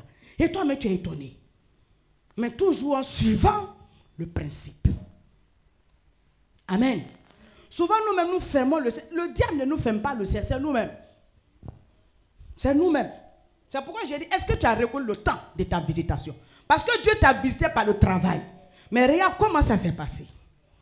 Maintenant, si d'autres mains ont trop attrapé leur cœur, et puis le premier mois de l'année, ils ont fait prémisse, dans la suite, la dîme devient bizarre. Parce qu'il va plus s'appuyer sur les prémices. Mais j'ai fait prémisse. Quand il a un petit problème au travail, Seigneur, souviens-toi, il a fait ma prémisse. Ok, mais tu n'as pas renouvelé l'alliance. Oh, ça veut dire que chaque fois tu dois renouveler. Maintenant, si tu ne renouvelles pas l'alliance, qui vient renouveler la chose à ta place? Il y a un voleur. Il y a quelqu'un qui vole tout sur la terre. Puisque lui, il est venu nu. Il n'a rien eu pour venir. Même Abim n'est pas venu avec. Donc, il prend pour toi et puis il s'habille. Et aujourd'hui, là, tu vois qu'il est bien habillé, bien sapé qu'on a ton argent. Il faut dire, on s'en va récupérer. Oh, qui est prêt à récupérer ça avec moi? Maintenant, il faut toucher ton frère et te dire, il faut payer la dîme. Mais on s'en va récupérer. Alléluia. Allons-y dans la Bible. Que nous dit Dieu concernant la dîme? C'est vrai qu'on parle, mais allons-y dans la Bible. C'est très important. Amen. Parce que souvent, on nous dit, non, la Bible dit on ne paye pas la dîme. La Bible a dit que, Bible, si on mange sur la Bible, souvent on ne lit pas. N'est-ce pas? Oh, Saint-Esprit de Dieu. Allons-y dans le livre de Lévitique. Lévitique 27. Pasteur, tu peux nous aider? Lévitique 27, le verset 30. Mais avant ça, nous allons voir ce que Jésus lui-même, il dit concernant la Bible. Parce que souvent, les gens prennent les faux enseignements dans la Bible. Oh non, on ne paye pas dîme. Souvent même quelqu'un même prend sa dîme et puis dit, moi, je ne paye pas ma dîme à l'église.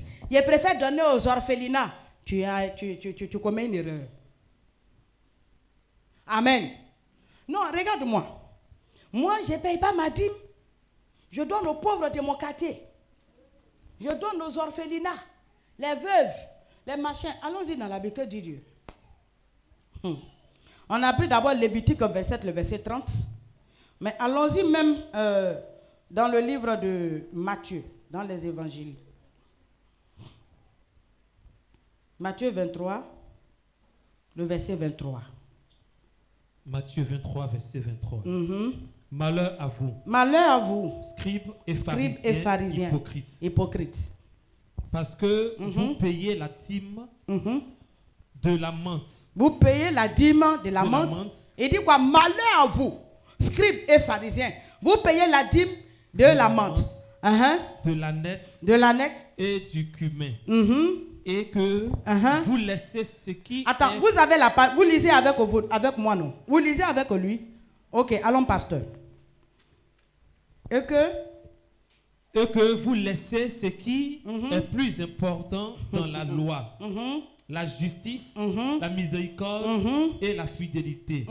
C'est là ce qu'il fallait pratiquer sans négliger les autres choses. Sans quoi? Négliger les autres choses. Jésus dit, ce que vous faites, ce n'est pas mauvais. C'est-à-dire, vous payez la dîme de tout, n'est-ce pas? Maintenant, vous ne pratiquez pas la justice.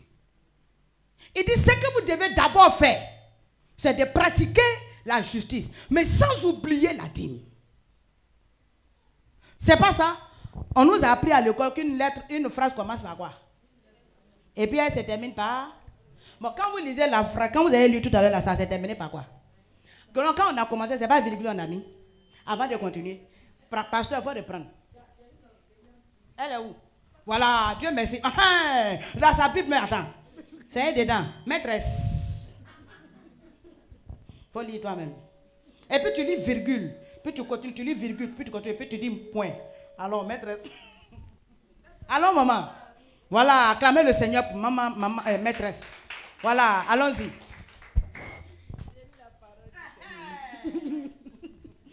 Malheur à vous, scribes et pharisiens, hypocrites, parce que vous payez la dîme de la menthe,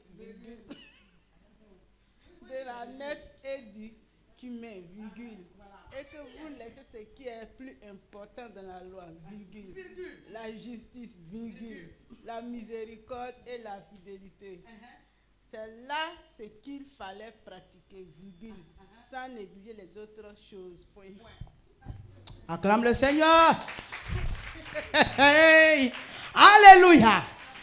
Donc la phrase ne s'est pas arrêtée. Hein? Et donc ça veut dire que quand il a dit, Jésus n'a pas dit qu'on ne paye pas. N'est-ce pas? Il a dit, c'est pas là d'abord. Vous payez la dîme. Vous demandez aux gens de payer la dîme. C'est bon. Mais d'abord, pratiquez la justice. Ayez la crainte de Dieu. Mais n'oubliez pas. Ne négligez pas la dîme. Vrai ou faux? Donc, on dit que tout ce qui nous appartient... Bon, allons, pasteur, allons dans Lévitique, quand j'ai dit là. Lévitique 27, le verset 30. Tu vas encore comprendre. Donc, pourquoi Jésus n'a pas dit en cas péché? Voilà ça. Vous êtes d'accord avec moi? Allons-y, pasteur. Lévitique 27, verset 30. Toute dîme de la terre, soit des récoltes de la terre, soit du fruit des arbres, appartient à l'Éternel. C'est une chose consacrée à l'Éternel. Amen. Allons-y. Verset 31. Si quelqu'un veut racheter quelque chose de sa dîme... Non, c'est pas là-bas. Amen. Je vais retrouver. Alléluia. Mais la Bible nous dit que par ce message, par ce passage, que le fait de payer la dîme n'est pas une loi qui est passée. Alléluia. La Bible dit aussi dans le livre d'Exode, c'est ça, hein, Genèse 14, lorsque Abraham va aller rencontrer Melchisédek, n'est-ce pas? Quand Abraham rencontre Melchisédek, il va lui donner quoi? La dîme de tout ce qu'il a eu de sa guerre des rois. Bon, regardez ce que Dieu va faire. Lorsqu'Abraham paye la dîme, automatiquement on nous dit dans Hébreu que c'est l'inférieur qui est béni par le supérieur. Donc on paye sa dîme à quelqu'un avec qui on reçoit une grâce. On donne la dîme à quelqu'un qui nous bénit, qui est capable de porter notre nom devant le trône de Dieu, qui est capable de transférer quelque chose dans notre destinée. Et ce jour-là, la rencontre d'Abraham avec Melchisedec a eu effet sur la vie d'Abraham jusqu'à sur sa destinée. Même ses enfants. Alléluia. L'acte qu'Abraham a posé a suivi ses descendants. Un parmi eux est devenu Lévi. Un parmi eux est devenu Judas, dont le roi. Donc même les enfants d'Abraham, il n'y a pas eu malheureux dedans. À cause de quoi? La loi de la dîme. Mais souvent, on paye quand on veut, on paye où on veut. C'est ça le problème. La dîme, c'est ton âme. Je te disais tout à l'heure qu'il faut d'abord donner la prémisse à Dieu, c'est important. Parce que c'est comme si tu venais déclarer. Amen. Tu ne peux pas aller dire aux impôts, je suis venu payer impôts si toi-même ton entreprise n'a pas été déclarée. Vrai ou faux? Si ton entreprise n'est pas déclarée, tu ne peux pas dire, je vais payer les impôts. Donc, si d'abord, la première des choses, paye tes prémices. Donne tes prémices à Dieu. Et ensuite, tu peux venir maintenant donner la dîme, n'est-ce pas? Chaque fois. Oh, je vais trouver ça. Nombre 18, le verset 21. Voilà. Nombre 18. Lis pour moi, l'homme 18. Nombre 18, verset 21. Je donne possession au fils de Lévi. Je donne quoi? Possession. C'est Dieu qui dit ça. Au fils de Il a Lévi. dit Lévite, nombre 18, le verset 21. Je donne comme possession au fils de Lévi toute dîme en Israël. Pasteur, reprend. Je donne comme possession. Je donne comme possession. C'est-à-dire, je donne comme héritage. Je donne comme richesse, ma part, une portion. Plus que quand ils ont partagé les territoires, les Lévites ne devaient rien faire. Ils devaient se consacrer seulement à servir Dieu. Maintenant, Dieu dit, eux, leur part là, c'est quoi? Pasteur, allons. Je donne comme possession aux fils de Lévi toute dîme en Israël pour le service qu'ils font, le service de la tente d'assignation. Ah, c'est pas moi qui ai écrit. Donc la dîme, c'est le salaire du pasteur. Vrai ou faux? Galates 6 dit quoi? On va encore voir. Ça c'est le Nouveau Testament. Galates 6, au moins ça c'est le Nouveau Testament. Alors Galates 6, allons-y. Que celui à qui l'on enseigne la parole fasse part de tous ses biens à celui qui l'enseigne. Ah. Amen. Amen. Regardez un peu. Maman, donne-moi 2 minutes, s'il te plaît. Regardez un peu. On dit on ne paye pas dîme.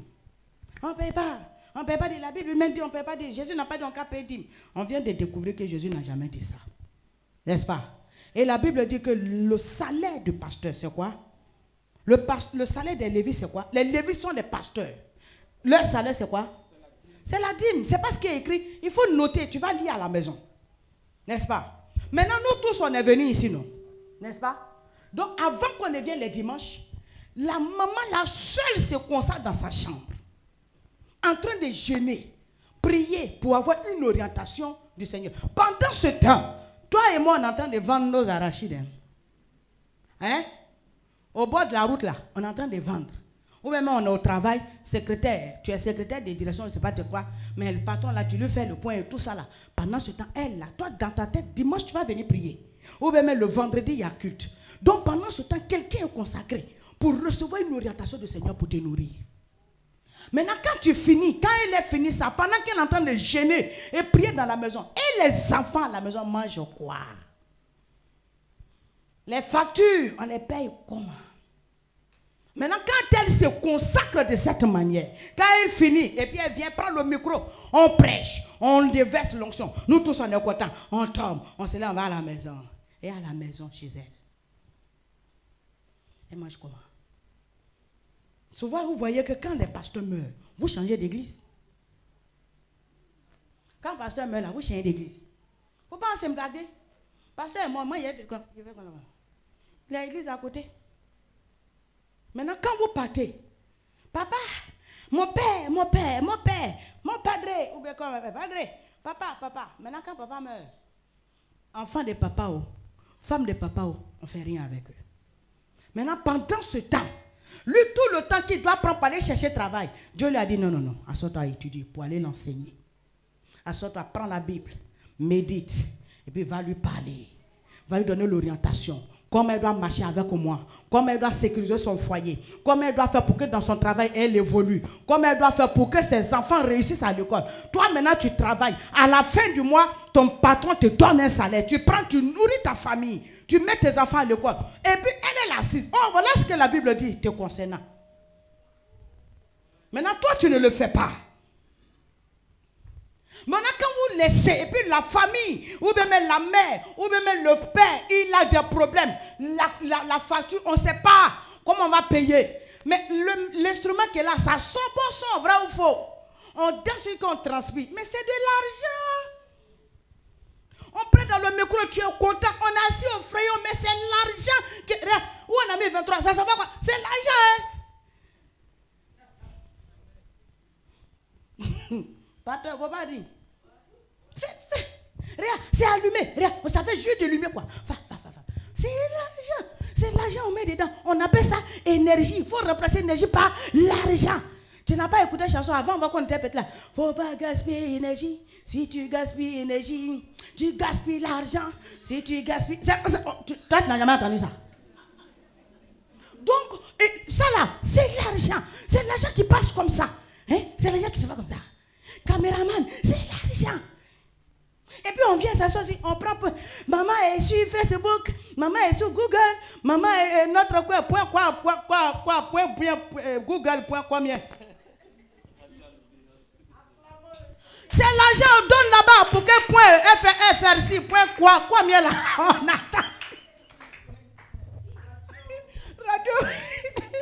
Pour aller là-bas, c'est l'argent. Et tu es content. C'est ma mère qui parle à la radio. C'est ma mère ça. Ma mère prêche à la radio. Quand ma mère prêche à la radio, c'est l'argent que ma mère donne à la radio. Alors, maintenant on en a ça où? Hein? Tu arrives ici et puis maman vient. Non.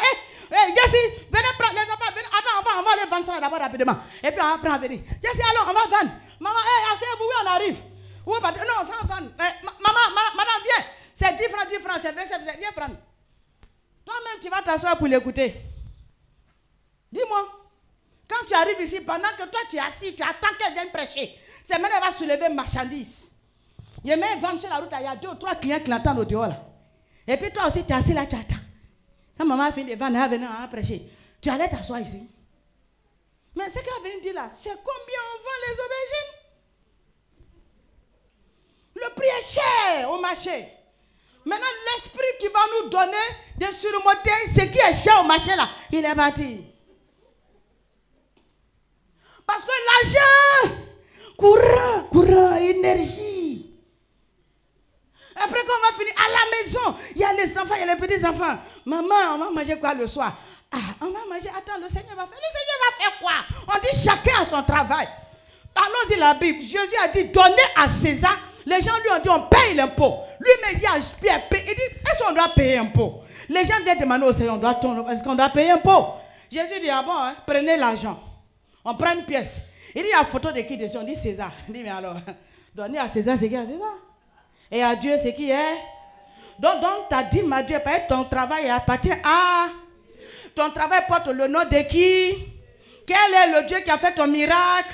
Donc la tête de César qui est sur ton travail, là, c'est la tête de Jésus. Donc adonne à Jésus. C'est qui à Jésus? Ta dîme à Jésus. Et la Bible va loin. Galates 6, il dit que l'on fasse part de tous ses biens. Si tu scolarises tes enfants, tu dois scolariser l'enfant du pasteur. C'est mauvais ça? C'est méchant ça? Maintenant toi tu prends 10 minutes, tu t'assois dessus. Ce mois-là, c'est trop compliqué. Quand tu dis ça et puis tu t'assois dessus. Eh Seigneur, eh Dieu de maman Konaté, ouvre-moi les écus des cieux. C'est béton des cieux, il va mettre sur ta tête. Acclame Jésus. Acclame très fort le Seigneur Jésus. Parce que c'est ça la visitation divine. Ça, c'est transformation même divine. Alléluia. La Bible même est claire. Il dit pendant que vous tous vous coupez de bois, chacun court à gauche, à droite dans Malachie, chacun couche partout. Ma maison, je m'ai fabriqué, je m'ai préparé ma maison. Vous négligez la maison de Dieu. Il dit c'est pourquoi on a problème dans le peuple. Pourquoi? Parce que les choses de Dieu ne nous intéressent plus. Amen. Comment on peut couper courant dans l'église? Comment le pasteur, pendant qu'il est en train de prêcher, vous savez combien de fois ils sont sous stress, sous la pression. Je fais comment? Je fais comment? Tout ce temps que nous sommes en train de vous bénir, nous sommes en train de prêcher. Mais elle vit comment? Alléluia. Mais l'Éternel a assis sur son trône, c'est vrai. Mais moi, je veux que ça soit par tes mains. Que nous possédons nos bénédictions parce qu'on a obéi à la voix de Dieu. Parce qu'on respecte ce que Dieu nous demande de faire. Alléluia. Venir même à l'église, c'est un problème. Venir même à l'église, c'est un problème. Payer dîme, c'est un problème. Offrande, mais il y a longtemps, ça là, on a trop fait. Non. Ça, c'est la visitation divine. C'est pourquoi la Bible dit, il dit, est-ce que tu as reconnu le temps de ta visitation? Les choses t'échappent parce que tu n'avais pas reconnu ça. Alléluia. Il y a des choses que tu as dans ta main, ce n'est pas pour toi. Le Seigneur t'a donné pour apporter dans sa maison. Toi, tu n'es que un instrument. Mais si tu libères ta main, tu vas voir que Dieu fait de toi une source. Parce qu'en réalité, ce que Dieu veut, c'est que nous soyons une source de bénédiction pour son église. Pour sa maison. Alléluia. C'est ce que Dieu attend de nous. Amen. Les gens qui sont en face de nous ne jouent pas avec certains principes de la bénédiction. Dieu lui-même, il fonctionne comme un commerçant. Il n'a pas dit pour nous avoir, il a donné. Alléluia. Alléluia. Ne négligeons pas ces choses. Jamais, nulle part dans la Bible, il est écrit qu'on ne doit pas payer la dîme. C'est un faux message, c'est un message diabolique. Et c'est des gens qui sont venus pour détruire l'église qui prêtent de telles choses. Et puis si vous voulez voir la malédiction, vous suivez ça, vous partez à la dérive. Vous allez... Moi, je préfère suivre et écouter la personne que Dieu a établie pour me nourrir spirituellement. Si je dois entendre autre chose, ce sera sous son mandat. Alléluia. Amen. Souvent, ça arrive au fait qu'on se confie à des personnes qu'il ne faut pas. Qui a dit que quelqu'un a envie que tu réussisses? Même un esprit peut rentrer dans le corps de ta meilleure amie pour te donner un faux conseil. Pour t'amener à te décourager. Non, on n'a qu'à faire. Il ne faut pas, maman va savoir. Non, toi, mais tu sais aussi, elle sait là. On ne pourra plus. Mais attends, tu ne veux pas qu'on lui dise quoi? Ce que tu veux faire, c'est un truc de la lumière. C'est les ténèbres qui se cachent quand il y a la lumière. Pourquoi tu ne veux pas qu'on lui dise? Alléluia. Non. L'église ne doit pas fonctionner de cette manière. Il y a des règles que Dieu a établies. Respectons-les. Il y a un message qui est prêché ici à la Mérette. Il y a un message qui est typiquement Mérette. Et si Dieu t'a fait grâce d'être ici, c'est ce qu'il te faut pour nourrir ton âme. Pour nourrir ta vie. Donc investis-toi là où Dieu t'a envoyé. Ce n'est pas un investissement à perte. Je peux te donner la garantie. Pourquoi? C'est biblique. Et c'est un principe divin. Quelqu'un veut être visité? Tu as entendu le message de Dieu, mais ne néglige pas. S'il te plaît, je reprends. Sois une femme de décision, un homme de décision. Vous pensez que si Abraham était allé demander à Sarah, maman Sarah, vraiment, je ne sais pas, la voix que j'ai entendue aujourd'hui là, en tout cas, il faut prier pour voir. Si c'est Dieu qui m'a parlé. Quand j'ai prié là, j'ai entendu qu'il n'est qu'à aller sacrifier Isaac. Il faut prier pour voir si vraiment ça vient de Dieu. Si tu étais maman Sarah, tu allais dire quoi? C'est un possédé. Tu veux tuer mon enfant, mon unique enfant. Dis à toi, Abraham, tu n'es pas encore délivré. Ah, donc quand ton père te rache et ton grand-père n'a pas sacrifié les enfants là, donc tu n'es pas délivré de ça. D'abord, il dit chrétien. Mon enfant, il y a longtemps, on a voyagé. On a quitté Abidjan, on allait à Ségala il y a longtemps. Tu n'as pas pris pour moi là pour sacrifier. Mais il a fait. Mais comme c'est Dieu qui l'a envoyé, qu'est-ce qu'il a fait? Il a demandé la vie de quelqu'un. Il a demandé la vie de quelqu'un. Ton problème, tu veux la vie de tout le monde. Tu veux que tout le monde apprécie. Moi, amen, j'ai besoin d'entendre la voix de Dieu. Par qui? La personne que Dieu met devant moi. Une fois, il dit, va. Je sais que si je suis dedans, comme vous le dites, si il est tapé poteau, je peux crier au Dieu des moments qu'on était peut intervenir. Parce que je sais que je ne suis pas allé avec ma propre volonté. Je ne suis pas allé avec, c'est-à-dire que c'est un frère de l'église là. J'avais fait une vision à un moment. Il dit, il a fait un rêve sur moi, frère. Si tu fais un rêve sur moi, va dire à mon papa.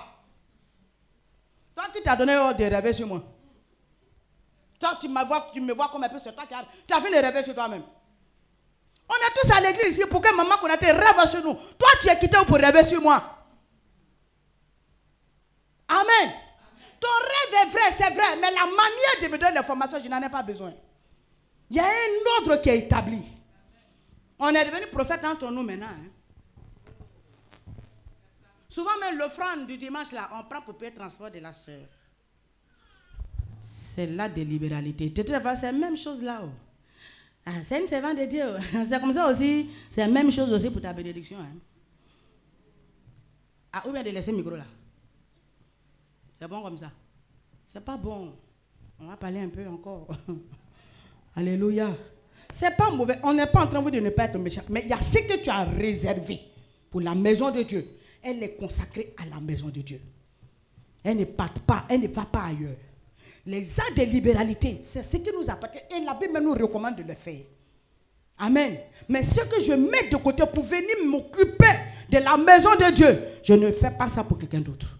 Je ne donne pas à quelqu'un d'autre. Ça vient à la maison de Dieu. Parce que le jour où j'ai un problème, ce n'est pas là-bas ça va sortir, c'est de Dieu que ça viendra. C'est de Dieu que viendra une intervention. Alléluia. Les copains de route à l'église. Oui. Ah, j'avais gardé quelque chose pour le dimanche pour aller à l'église et ça, mais comme tu es en train de dire là, vraiment ça fait pitié. Ah, tiens, tu viens de donner ce que tu devais recevoir à l'hôtel à quelqu'un. Mais lui, il ne va pas donner la bénédiction que tu méritais réellement de Dieu. Apporte à la maison de Dieu. Tu peux l'aider, mais pas avec ce que tu as mis à part. Ça s'appelle déjà consacré. Est-ce que tu comprends ce qu'ils sont en train de dire? C'est comme ça que souvent on perd les grâces. On perd les grâces. Et toi, tu penses que tu as bien fait. Tu n'as pas mal fait. Mais sauf que ce que tu viens de lui donner ne lui était pas prédestiné. C'était pour la maison de Dieu. C'est vrai, ça a servi à aider ton frère ou ta soeur.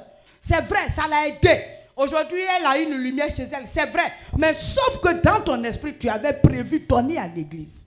Mais tu as pris pour dire, ah, comme c'était pour l'église, mais pourquoi c'est dans pour Dieu là, tu fais gentillesse? Alléluia. La Bible me dit que si tu veux faire offrande, que tu te souviens que tu as un problème avec ton frère, qu'est-ce qu'il faut faire? Dépose ton autel et dépose d'abord. L'autel est là, non, voilà le panier. Mais il dit dépose ton offrande à l'autel d'abord. C'est parce que la Bible dit. Maintenant, va te réconcilier avec ton frère.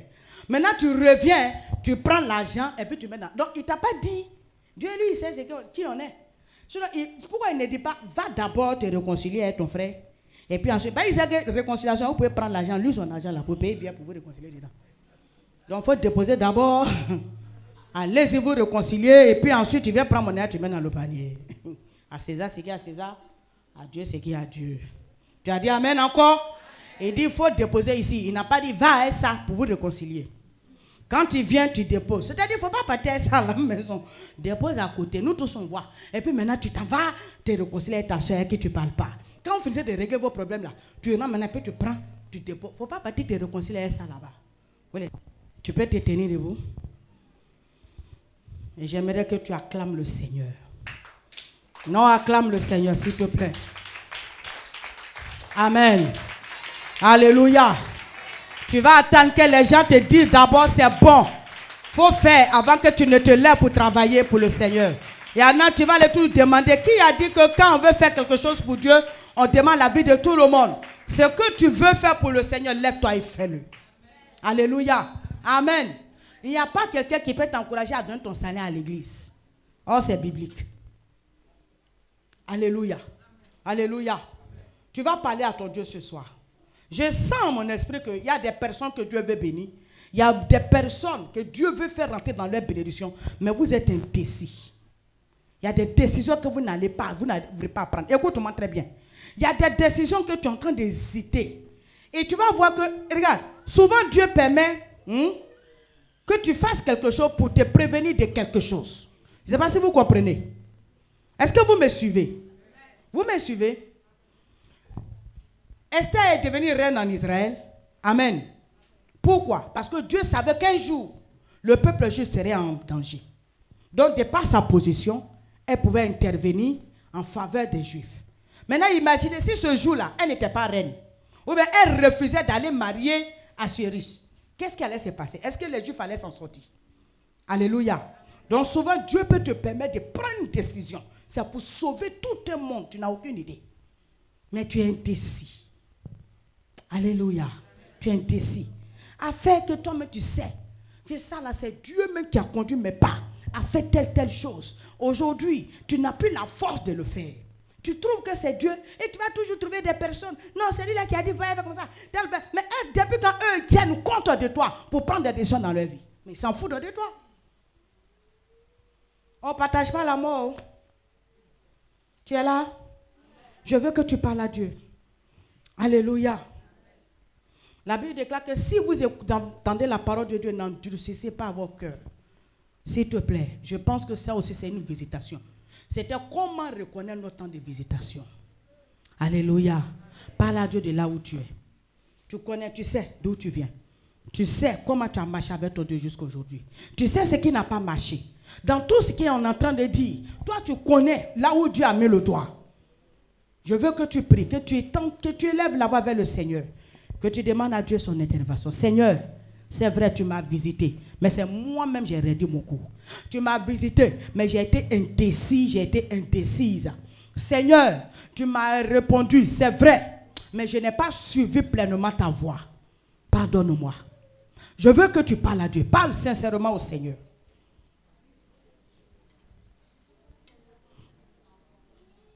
Parle à Dieu, s'il te plaît.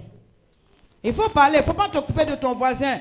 C'est une affaire entre toi et ton Dieu. C'est une affaire de destinée. C'est une affaire de vie.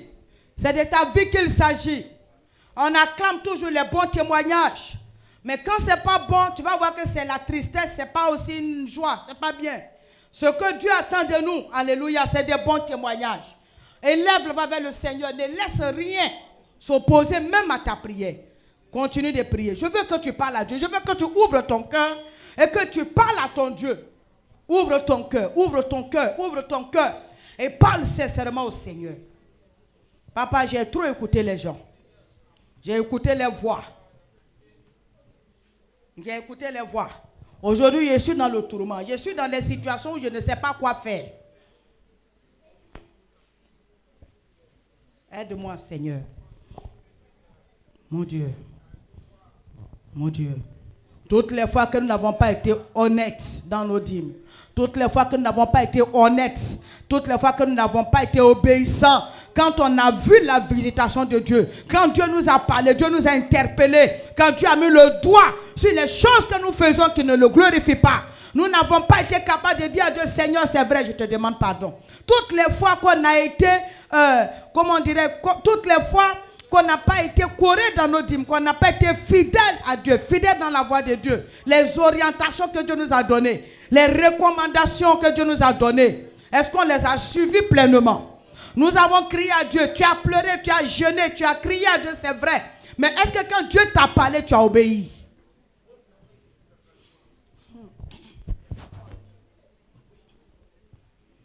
Au nom de Jésus-Christ.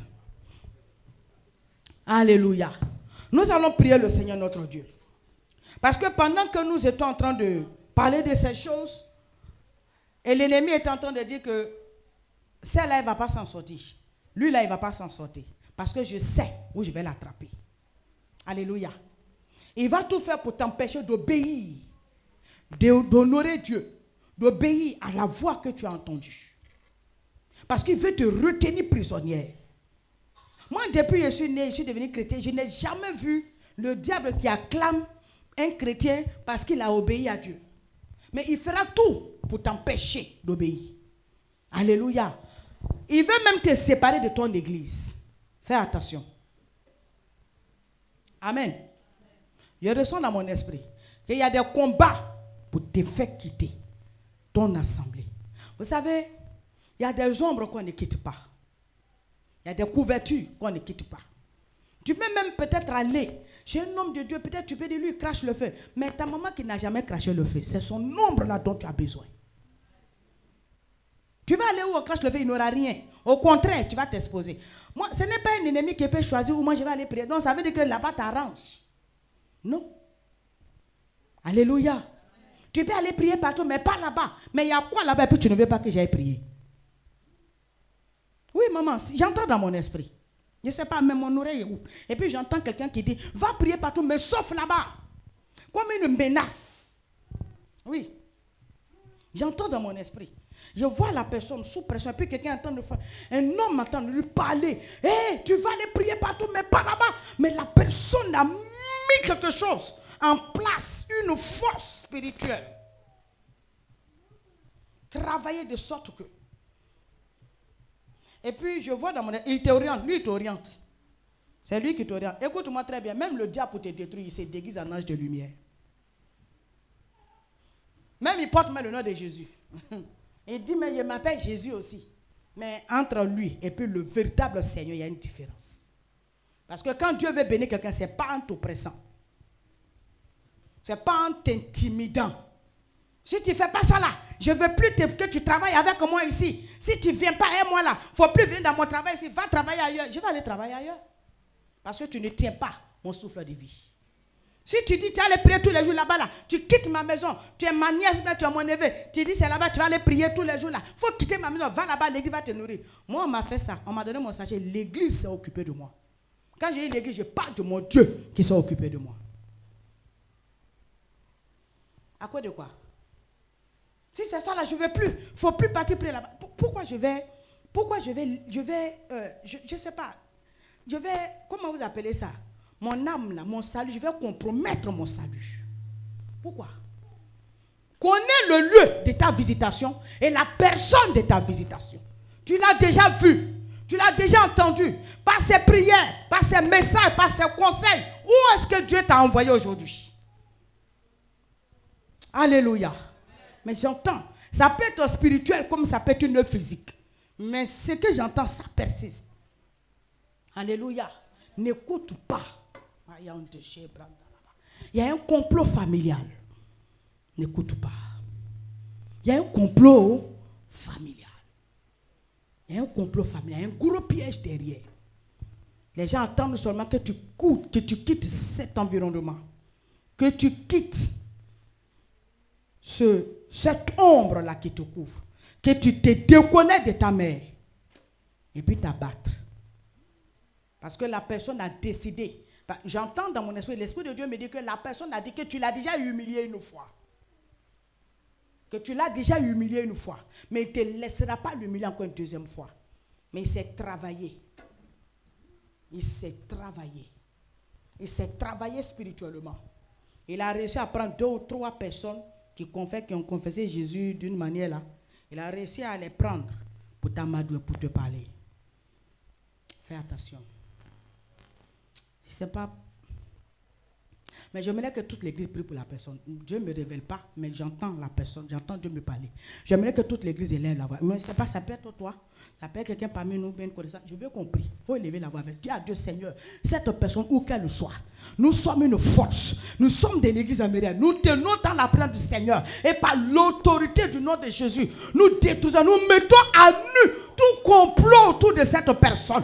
Tout ce qui s'est fait dans le spirituel pour arracher cette âme de l'église Mérette, pour l'enlever sous la couverture de Maman Konaté, afin de la battre, nous brisons. Mayamo Shikiti Brande. Rayanda Kandebo Roboskilibi Kantabra Shikandalaba. Rebo Sakaya Tabarebo. Ramakatalabo Shikatabro Selebo. Crie avec vie, s'il te plaît. Rimoko Shikitiribi Kata. Rababababababa. Shakatabra Sendelebo. Kolia di Brochendelebo. Randa Kantelebo. Rikaba Shelebe. Faut prier avec vie que la personne soit arrachée de ce pied ténébreux. Que ses adversaires soient mis à nu. Que Dieu les démasque. Que Dieu les mette à nu. Que Dieu les mette à nu. Mashikata brao sekendelebro. Horia mashkilibi kanta brande selekaba. Ranya shikata baba baba baba. Rakaya barabo kende bro selama kelebo. Loki nabra shikitilibrata. Marebo korima kasande le broto. Oh Jésus agit. Glorieux Dieu intervient. Glorieux Dieu intervient. Glorieux Dieu intervient. Esprit de Dieu intervient. Esprit de Dieu intervient. Jésus intervient. Saint-Esprit de Dieu, je fais sortir la personne de ce piège satanique. Je te fais sortir de la mort. Je te fais sortir de ce piège diabolique. Rambos qui dit bikanda brao shendelebreta. Ton ennemi ne restera pas à te livrer. Kabosh qui ti brikanta borinda brao selebo. Kori kaboshi kita mahambrande salaba. Rayande bol la kayantaba rika telebroto. Oh lo shikiti brantele marakas kolobo shinta. Alléluia.